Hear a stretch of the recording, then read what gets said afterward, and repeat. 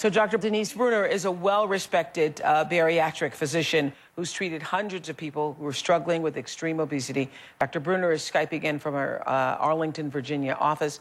And what Ruby was saying here earlier about her doctor, going to the doctor for years, the doctor not even saying anything to her about her being extremely overweight because he didn't know what to do with it.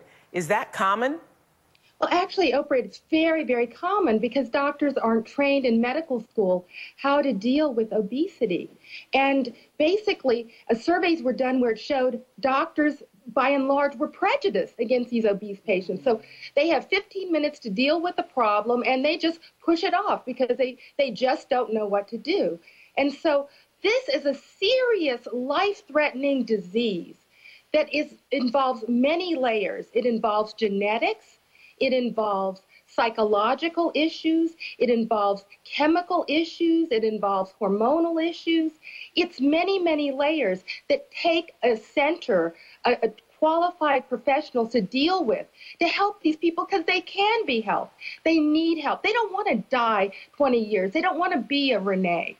Tell me this, what are the biggest misconceptions? You know, I started the show asking audience members at home and in our audience, studio audience here, you know, it's hard when you see a person who is extremely overweight because of the way our culture is not to have judgments about it. Hopefully this show, the TLC show, Ruby's show will begin to change that. But what are the biggest misconceptions? Because, you know, as you heard at the beginning of the show, people think, you know, you're lazy, you just, you know, shut your mouth and stop eating and you won't have this problem.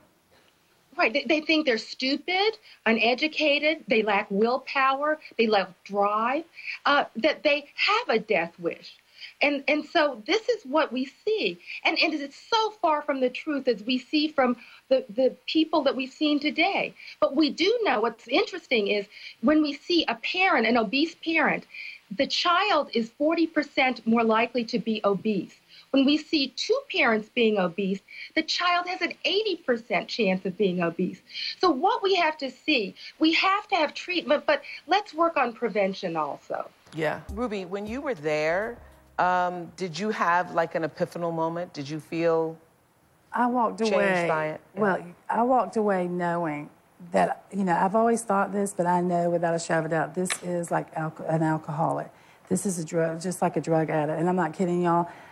People can say it's not, but it is. They're in rehab. They're going through the same things. They have their family members bringing in food, hiding it. Hiding food. That is crazy. Yeah, so Dr. Bruner, we should treat it like the disease that it is and the addiction that it is.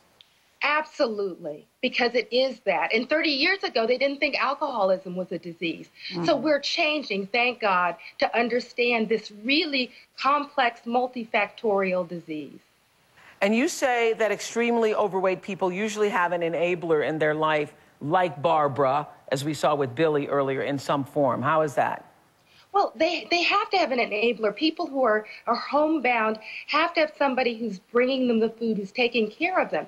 And the enabler, too, feels a bit of need, because the victim can make them feel guilty, that they really want these things. They want this pleasure, because they're in so much pain, as we see. And so it becomes almost a parasitic relationship. Thank you so much. Thank you, Dr. Bruner.